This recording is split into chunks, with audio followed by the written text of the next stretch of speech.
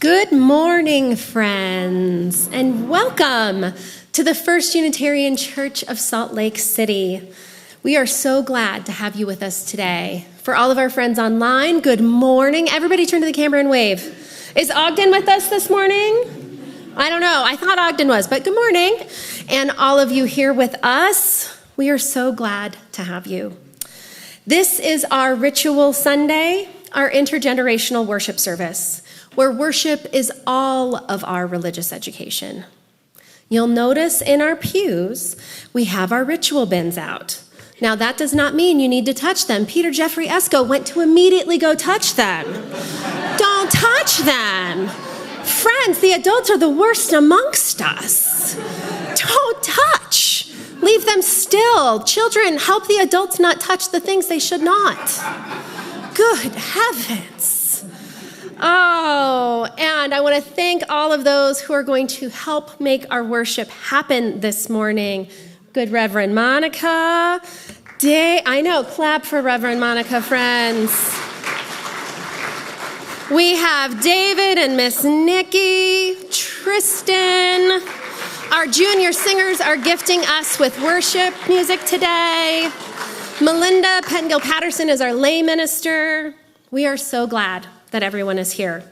It is also a Share the Plate Sunday, so we'll hear about the good work from the Wasatch Community Gardens in a little bit. But before that, you all know what I need to do. You know, we got announcements. Let's buckle in. The first is that we have kicked off our pledge drive. So a lot of you should have received in the mail this week your pledge cards. If you have those, turn them in. If you didn't get one in the mail, don't you worry. We have them. Go visit those fine folks at the pledge table, and they can help you with all of your pledging questions and needs. Also, our caring team is still writing Valentines this week for our community. So stop by the caring team table, write a Valentine for someone in our community that may need a little extra love. And adult religious education is partnering with Faith Forward through the UU congregation in Dallas, and there is an online biblical literacy for UU's class that'll be going over 11 weeks in 2 parts, first this winter and then next this fall. And you can look in the torch for more information about how to sign up with that with Reverend Monica. And finally, the Great Salt Lake. We have the Great Salt Lake Vigil is happening every Thursday morning. You can join them from 8 to 9 a.m. outside at the southeast side of the Capitol for a silent vigil. And then they walk inside into the lobby to continue that for as long as you are able. On Fridays, we are practicing Joy as Resistance at the Capitol, and at 5 p.m., they will be dancing to honor Great Salt Lake with costumes, an accordion. I hear lore of a ukulele, but it's a vibe. It's a vibe. So 5 p.m., the Capitol on Fridays. Go celebrate the Great Salt Lake and help our legislators know how important it is to us all. With that, let's take a breath as we settle into our space today. Our chalice lighting words come from the Reverend Arif Mamdani.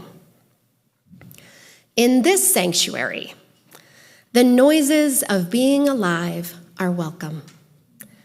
Church is where we come together to practice how it is we are together, so that we can expand our ability to be with more, so that we can move into this world wanting more.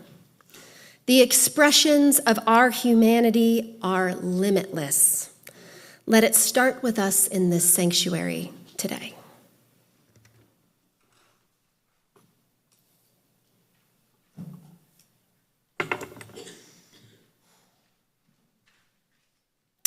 We'll open our worship today in our teal hymnal, hymn 1012, When I Am Frightened.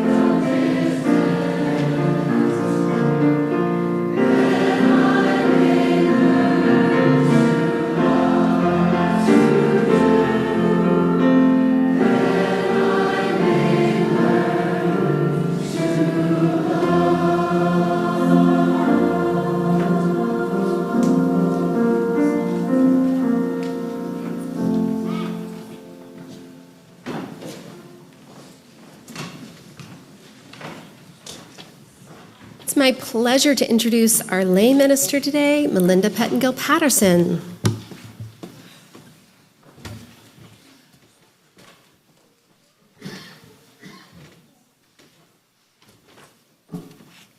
Good morning.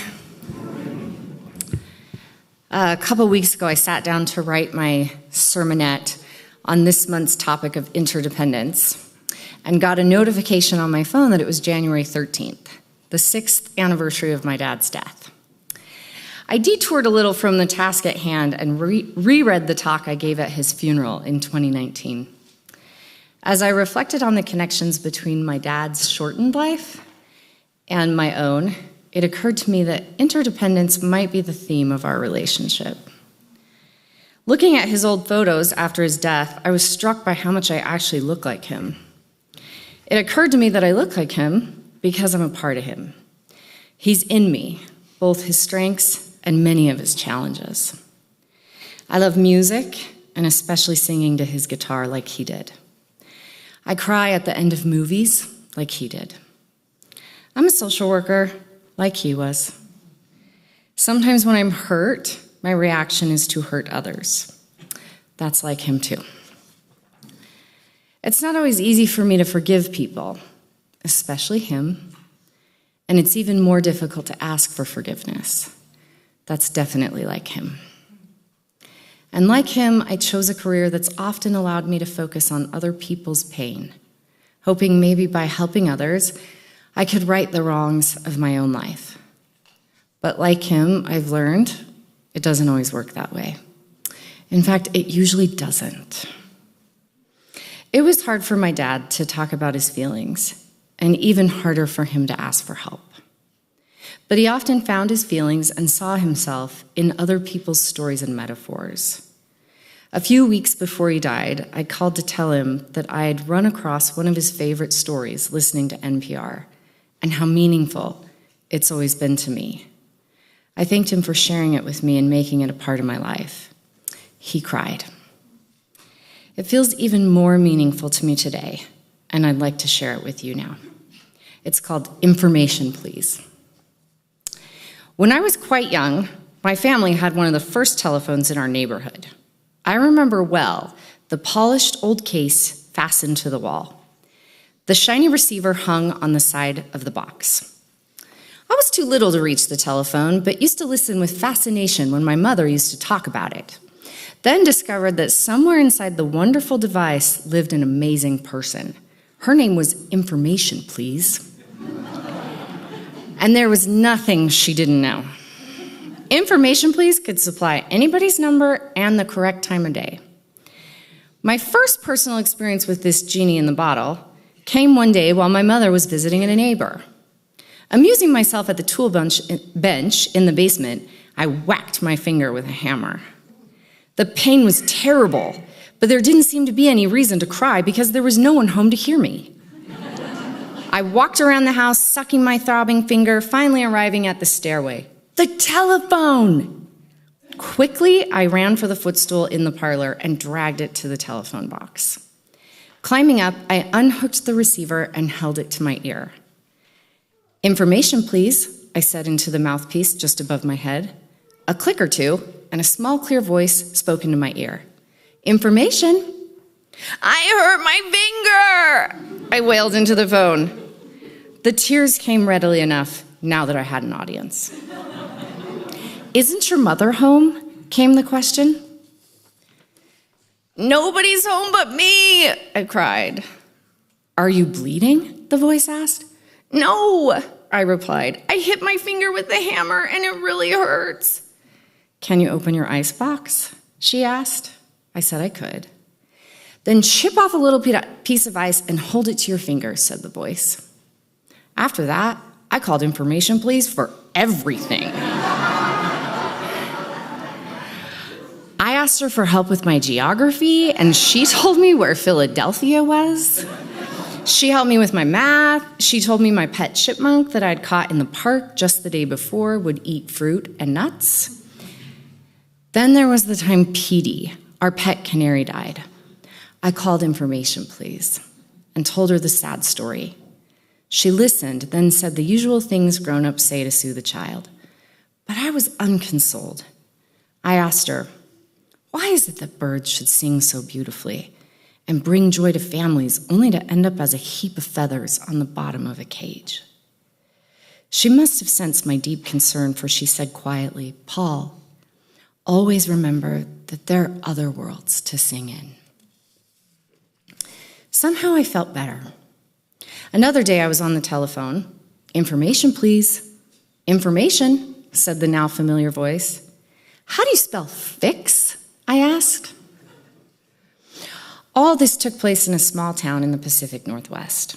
When I was 9 years old, we moved across the country to Boston. I missed my friend very much. Information, please, belonged in that old wooden box back home, and I somehow never thought of trying the tall, shiny new phone that sat on the table in the hall. As I grew into my teens, the memories of those childhood conversations never really left me. Often in moments of doubt and perplexity, I would recall the serene sense of security I had then. I appreciated now how patient, understanding, and kind she was to have spent so much of her time on a little boy. A few years later, on my way west to college, my plane put down in Seattle. I had about half an hour or so between planes. I spent 15 or so minutes on the phone with my sister, who lived there now.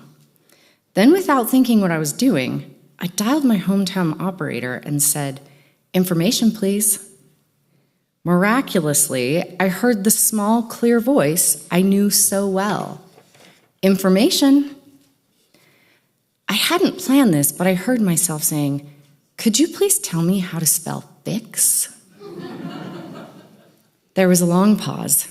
Then came the soft-spoken answer, I guess your finger must have healed by now. I laughed. So it really is still you, I said. I wonder if you have any idea how much you meant to me during that time. I wonder, she said, if you know how much your calls meant to me. I never had any children of my own, and I used to look forward to your calls. I told her how often I'd thought of her over the years, and I asked if I could call her again when I came back to visit my sister. Please do, she said. Just ask for Sally. 3 months later, I was back in Seattle. A different voice answered, information. I asked for Sally. Are you a friend, she said. Yes, a very old friend, I answered. I'm sorry to have to tell you this, she said.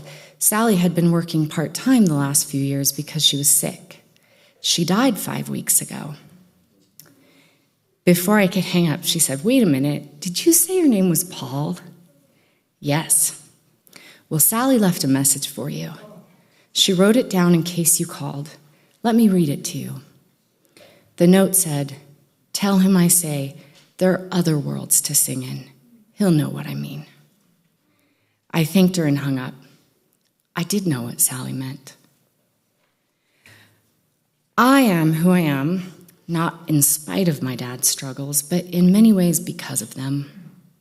I believe that the greatest legacy my dad has left is the importance of healing. I know that he wants that for me, and I believe that as I heal, he gets to heal too. Maybe that's what interdependence really means to me.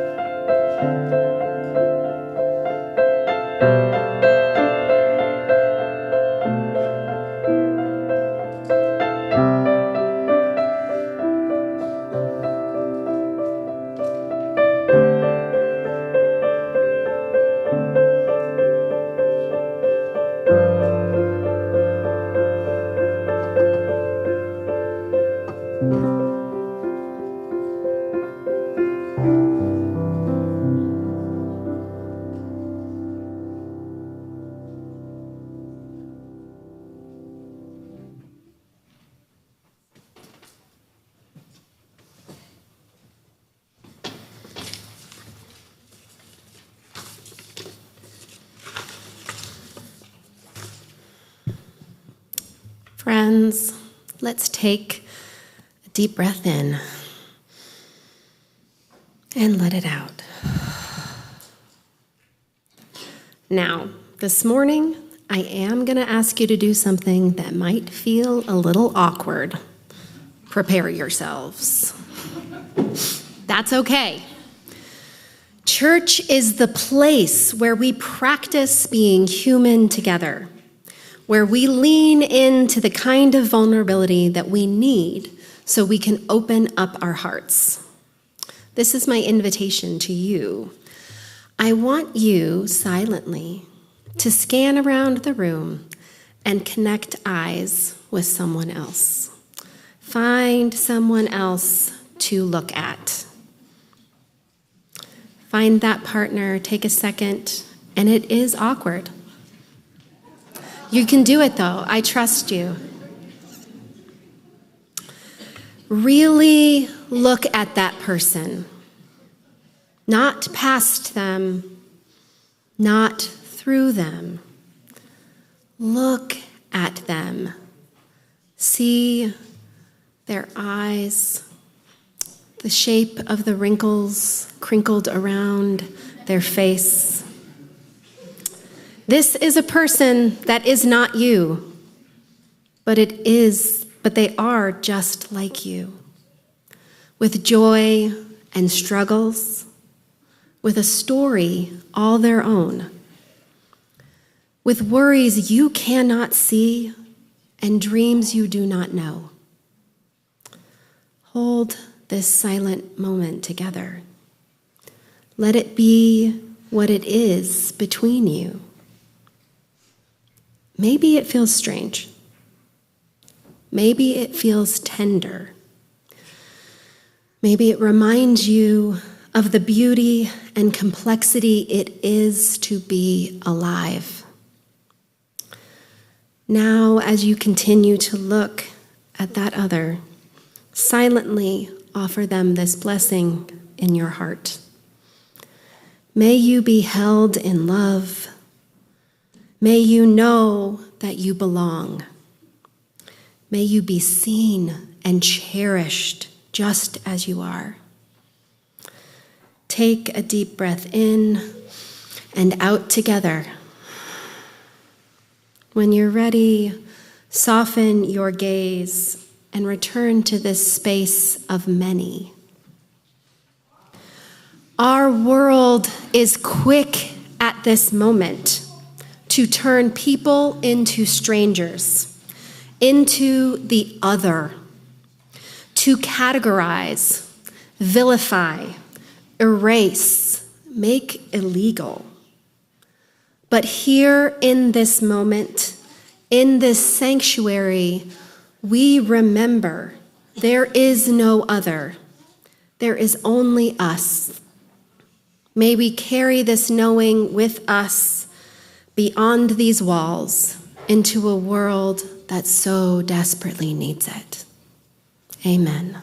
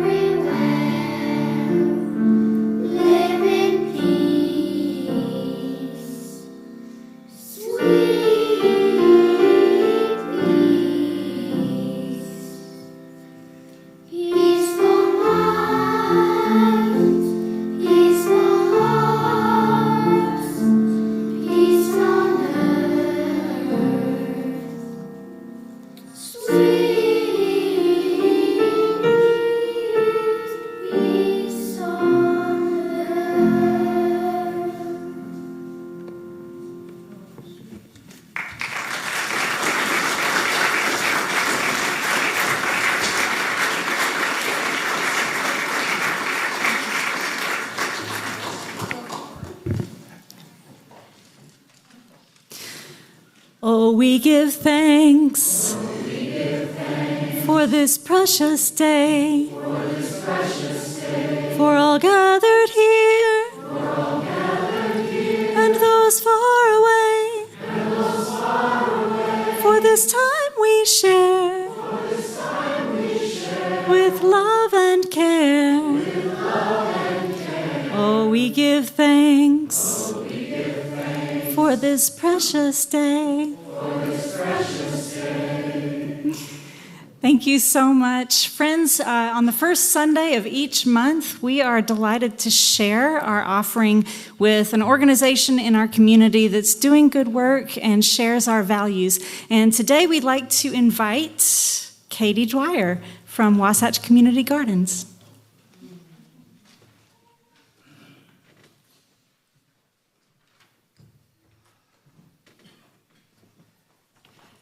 Good morning, everybody.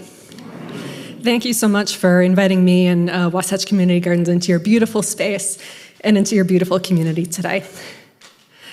Wasatch Community Gardens, or WCG, envisions a community where everyone values and has access to growing and eating healthy, organic, local food.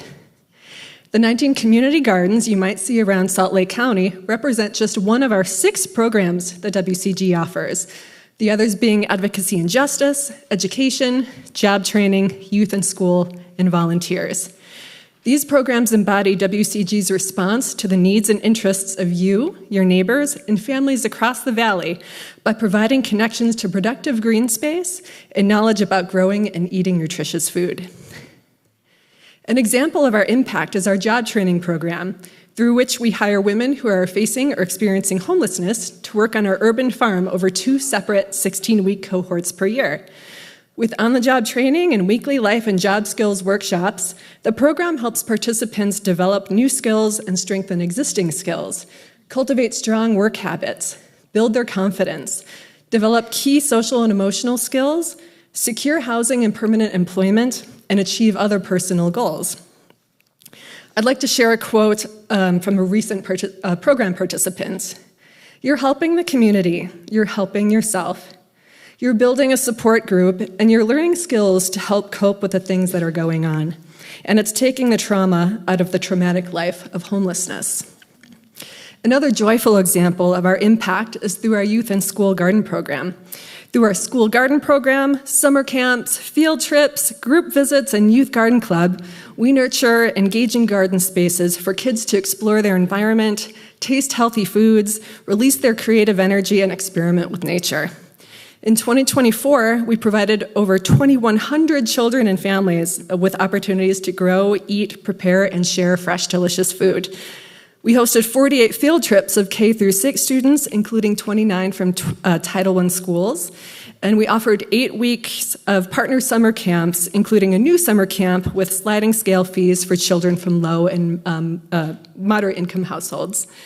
Through support from and partnership with organizations and individuals like you, we are impacting lives in countless ways. I'd certainly love to tell you more about our programs and opportunities to engage with us at the coffee hour after the service.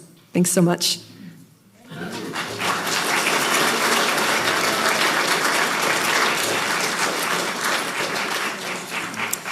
Just as a reminder, half of what we put into the plate today will support Wasatch Community Gardens, half will support our church in its regular work. And what we have learned is that when we support our church and another church, the donations go up. People are just excited to be generous, and we know that this community is already very generous anyway. So we encourage you to give as generously as you are able. Enjoy the music of our junior singers, and thanks for being here today.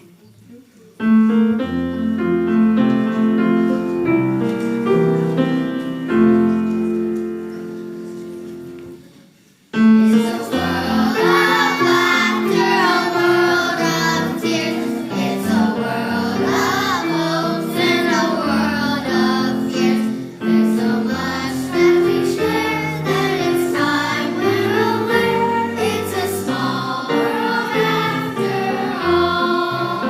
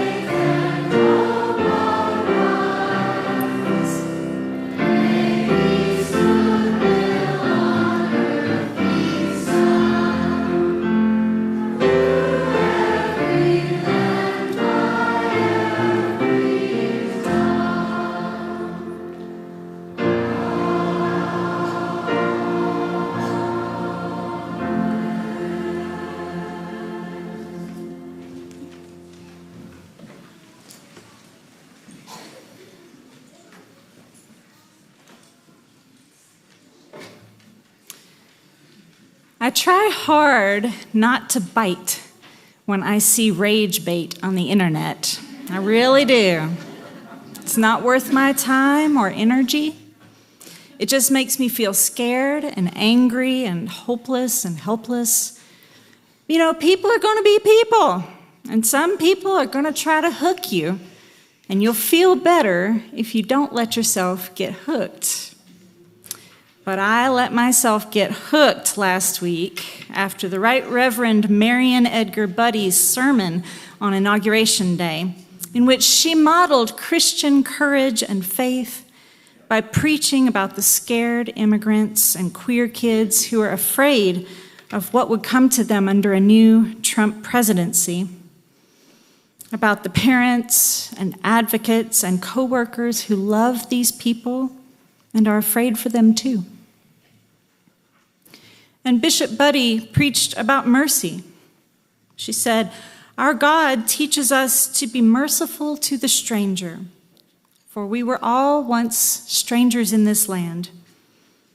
May God grant us the strength and courage to honor the dignity of every human being, to speak the truth to one another in love, and walk humbly with each other and our God for the good of all people in this nation and the world." I mean, it's honestly just sort of boilerplate stuff that you would hear on any given Sunday in any mainstream Christian church in America. It wasn't really all that exciting as homiletics goes. It wouldn't have made news at all, except for the person she was preaching to sitting in the front row, looking like anyone would probably look if they suddenly felt that the preacher was preaching to them specifically.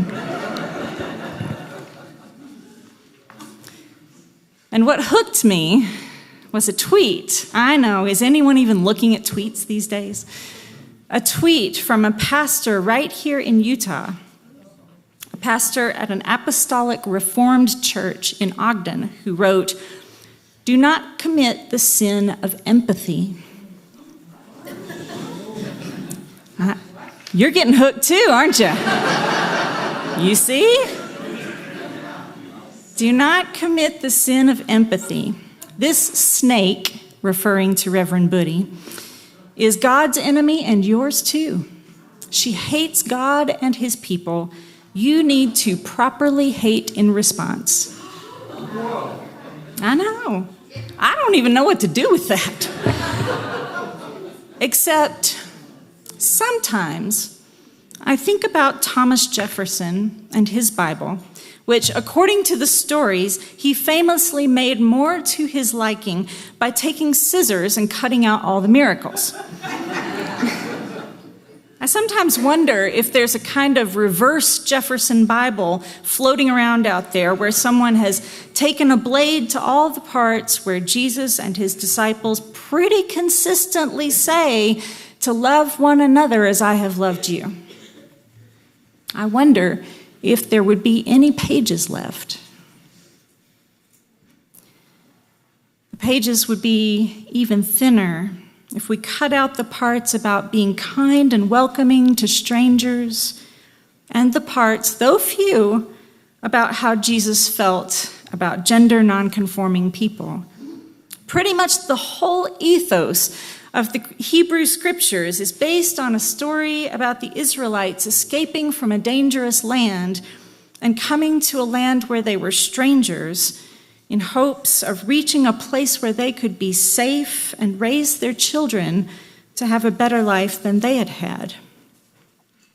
Lesser known is the story about how the first Gentile Christian convert was a gender nonconforming black man. Yep, that's right. If you're a Bible nerd, you can turn in your Bibles to Acts chapter 8, starting in verse 26, where Philip converts an Ethiopian eunuch. Now, this being an intergenerational service, I'll leave it to parents to explain what a eunuch is later on. But it's right there in black and white, if you haven't cut it out of the book.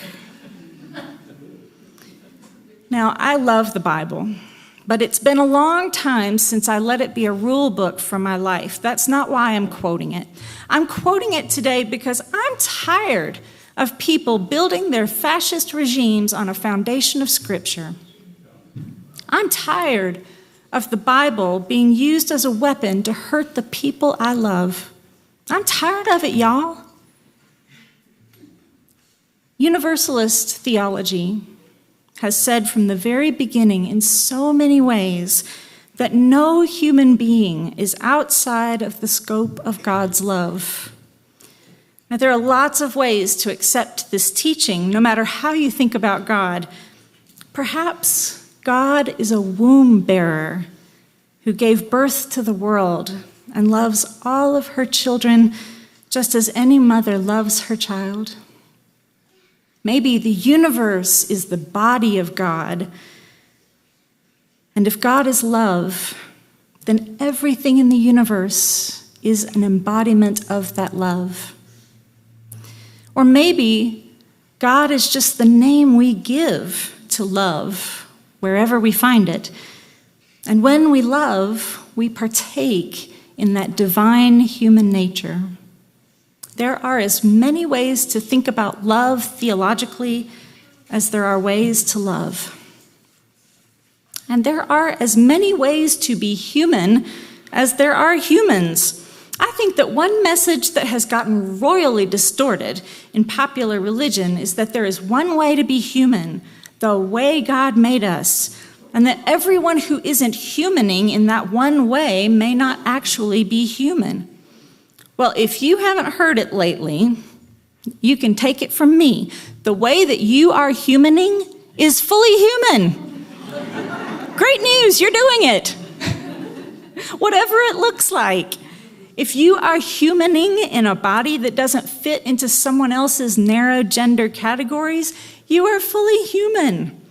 If you are humaning without government papers, you're still fully human. If you are black or brown, fully human. Every disabled human, fully human. However you are doing it human. Everybody, fully human. And every person who wants to limit you or hush you up or erase you, also, unfortunately, fully human. It's fully human to not understand other people. It's fully human to draw lines of who's in and who's out. It's fully human to hate and to claim God all for yourself as if God is some kind of door prize for having all the correct ideas. To be human is to admit that your love is imperfect, that you too have all those tendencies inside you. We have to choose to love people we don't understand. We must choose to draw the circle of love wider and wider. We have to choose to be surprised about people. How many ways to be human there are that we just didn't know about. And to love each new way that we learn about as a way to open ourselves up to the experience of God and all of God's divine diversity. Any God that is not big enough to include every human being is not big enough to be worthy of the name. Which means that if God is telling someone to hate, to properly hate in response to empathy, that is a very tiny God indeed. I am a Unitarian Universalist. Only big gods for me. I reject all the tiny gods, and there are many. I want a God as wide as the universe, a love as wide as the world. And if you tell me that loving is wrong, I don't want to be right. Today, I draw your attention especially to our queer, trans, and gender nonconforming community. The executive orders issued this week target these folks in a particularly cruel way. But there were also over 500 pieces of legislation offered at the state level last year targeting this population and seeking to erase their civil liberties, really seeking to erase these beloveds from public life altogether. Well, I see you. You're not invisible to me. We see you and we love you. Your way of humaning is beautiful and inspiring and challenges us all to expand our boundaries of self-knowledge and self-expression. The UUA has invited congregations, including ours, to support Pink Haven, a network of organizers helping trans folks and families with trans kids living in unsupportive states move to places where they are safe and can access resources. What they need, two things. Like all grassroots organizations, they need money, and you can donate at pinkhaven.org. The other thing they need is they need people who have spare rooms, furnished basements, mother-in-law apartments, Airbnbs, who can host these families overnight as they travel. It is still legal to be trans, for now, and it is still legal to relocate across state lines, though personal information is kept confidential.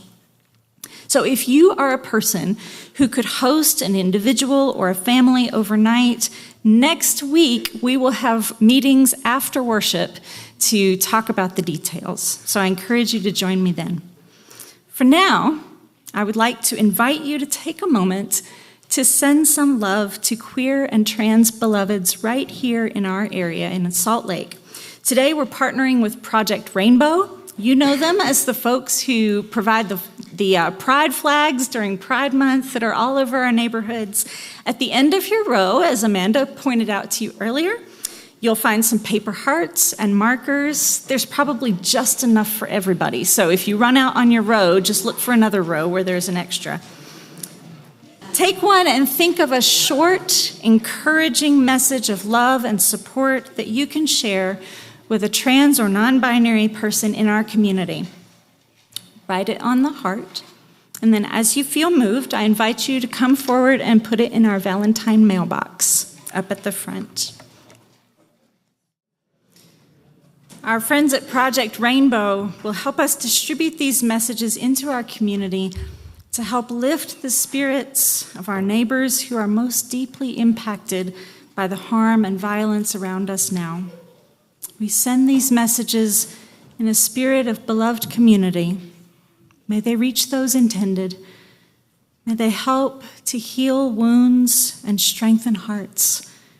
May we never doubt that a kind word in a moment of trouble is enough to make a difference. Amen. Friends, thank you for being here today. Our service is concluded. Go forth into this week and commit to being sinners of empathy.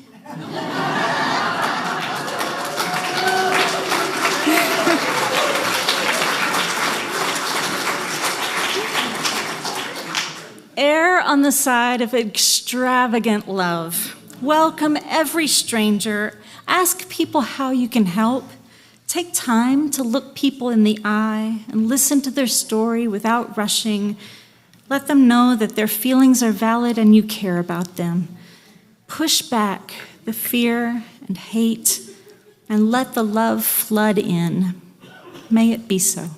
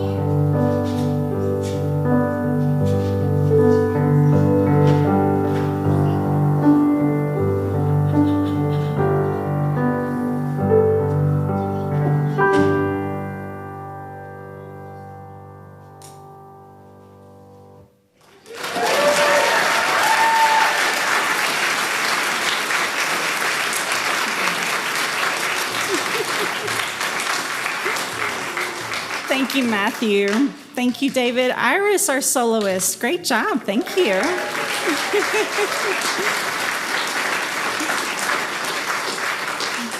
Junior singers and Miss Nikki, thank you for bringing your gifts as well. Thank you, Melinda, for your words that made us all cry. Thank you, Tristan and Amanda. Isn't Amanda just a darn gift to this community?